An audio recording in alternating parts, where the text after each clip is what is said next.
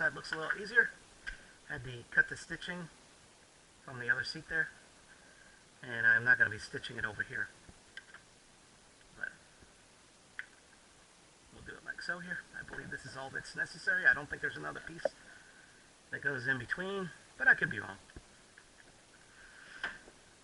So basically, we're just putting everything back together in reverse.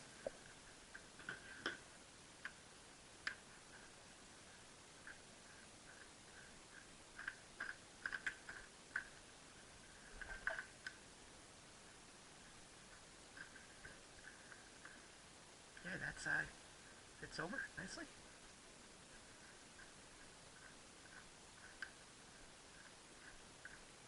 Okay, let's get the other side in position now. Okay, good.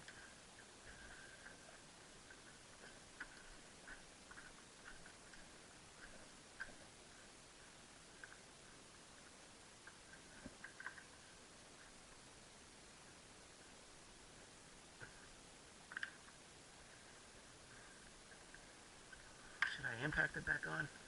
I don't know. Anyway, pretty much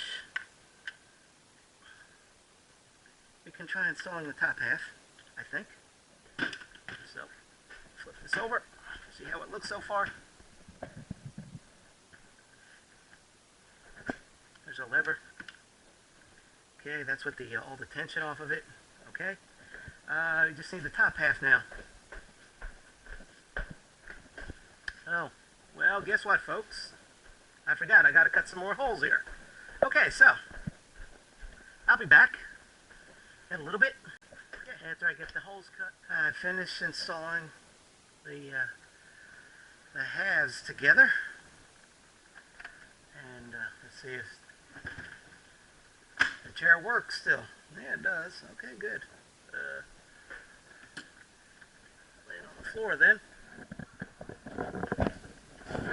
Okay, another update here. As I'm putting on these tracks, I quickly realized that this flap was wider, meaning like when I moved the tracks, it was hitting this back flap here. So what I did was I folded the flap underneath itself here and cut these zip ties off here, and now the rails here, the tracks, will now slide back and forth and not interfere with this flap here.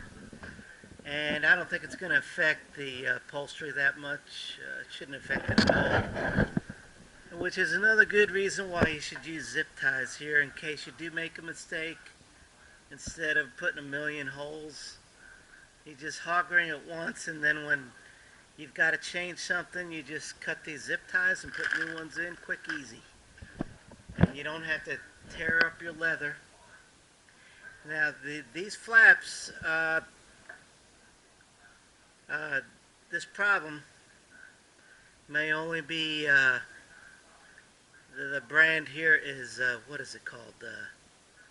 Interior Innovations, I think, is the name of this leather carpet. And, not leather carpet, leather upholstery. And, that was my solution, was just to fold the flap here underneath itself here. See, normally the flap would start right here and come right down here. And as soon as this track slid forward, or, yeah, the seat would be sliding forward, this would bump into the flap, and of course that's no good. So that's why I folded it like I did. So that's just an important update that I had to do here. So anyway, I did that seat, and here's my driver's seat. And basically it's ready to go back in the car here. And it seems to be okay. Could you have gone to a shop and have them do better? Maybe. Maybe not. You know, they do take shortcuts, so there's no telling what you're going to get when you leave it with somebody. So, if you can, do it yourself. It's really not that difficult. Unless you have no mechanical skills whatsoever, then if you don't, take it to a shop.